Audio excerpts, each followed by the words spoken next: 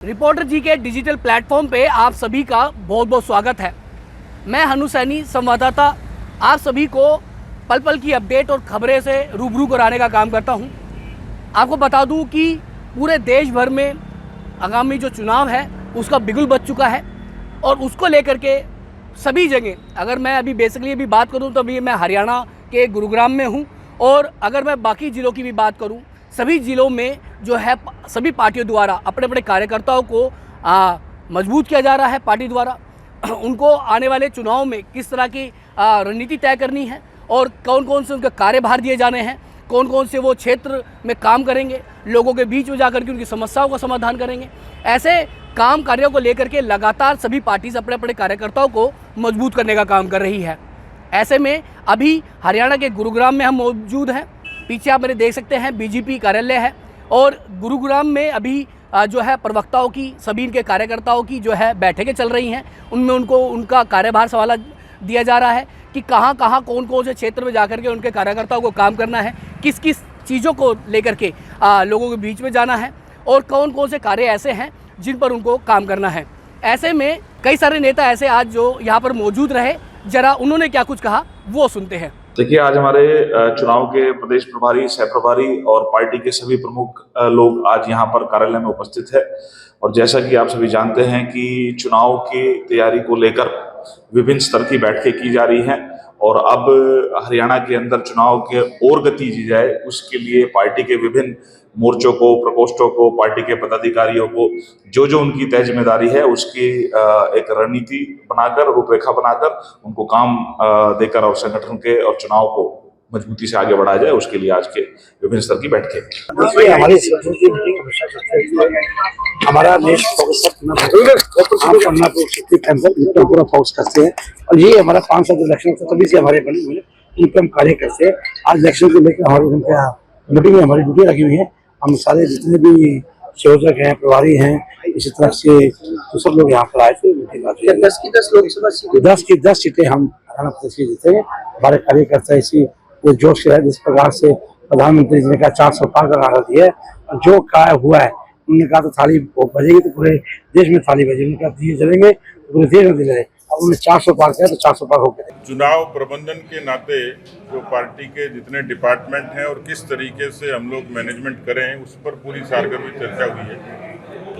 Party में जो खास तौर पर संगठन का जो स्ट्रक्चर है उसकी एक बड़ी भूमिका है और मुझे खुशी है कि बहुत एक अरसे के बाद में हरियाणा में संगठनात्मक रूप से भी धरातल तक पार्टी मजबूत हुई है। मैं उसी लिहाज से जो हमारे मोर्चे हैं पार्टी के, उनकी भी अपनी एक अहमियत है और उन मोर्चों को पार्टी का एक तरीके का हरावल दस्ता माना जाता है, उसकी एक सारगर्भित बैठक हुई है। मुझे पूरा भरोसा है कि मिशन 10, मिशन 370 और मिशन 400 पार के लिए हरियाणा एक बार फिर से संकल्पित है। भारतीय जनता पार्टी एक संगठनात्मक पार्टी है, देश में 18 करोड़ कार्यकर्ता है, तो इसलिए लोकसभा के चुनाव घोषित हो चुके हैं। तो कल की मीटिंग थी, अलग अलग दौर में थी।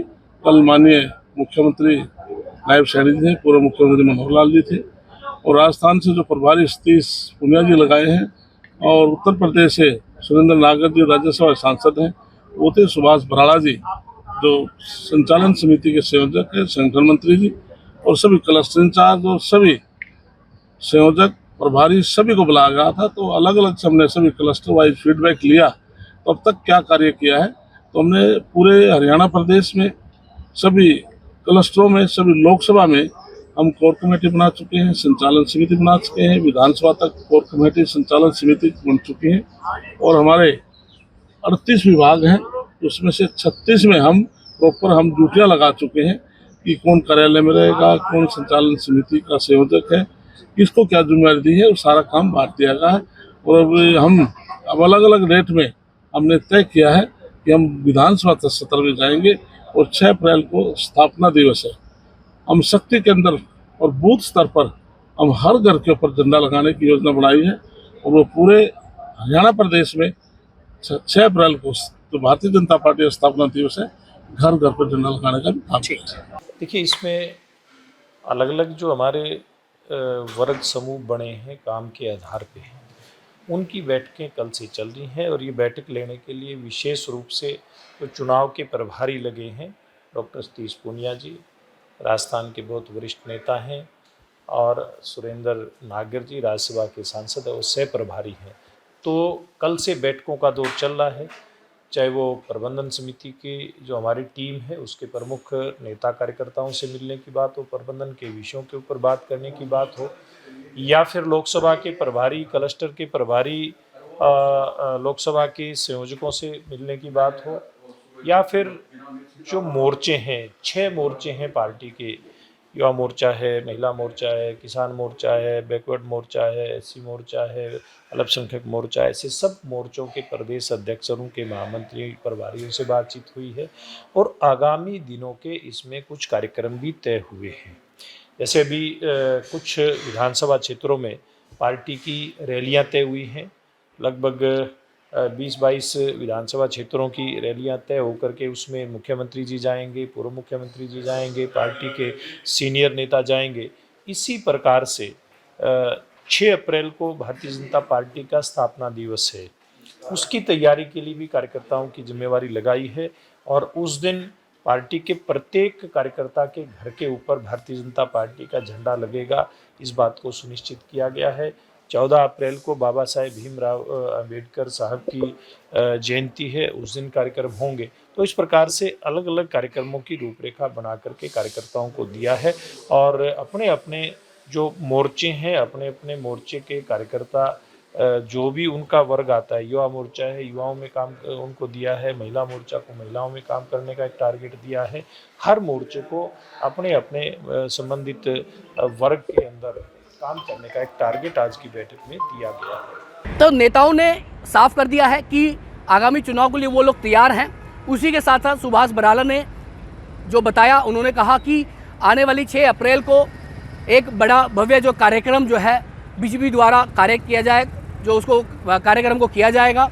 उसके साथ साथ जो और कई सारी बातें होंगी देश विदेश के साथ साथ अपने जो हरियाणा को लेकर के किस तरह से आगे आने वाले चुनाव के बाद किस तरह से वो कार्य करेंगे और उन पर किस तरह की कार्रवाई की जाएगी, कौन कौन नेता कौन कौन उसमें कार्यकर्ता शामिल होगा, उनको लेकर भी बातचीत की जा सकती है। ऐसा में देखना ये होगा कि उसमें कौन कौन बड़े नेता जो हैं वो उपस्थित रहते हैं।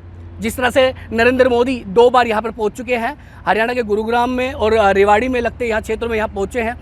देखा जा सकता है कि आने वाले चुनाव में कहीं ना कहीं मोदी यहाँ पर भी फिर से शिरकत कर सकते हैं।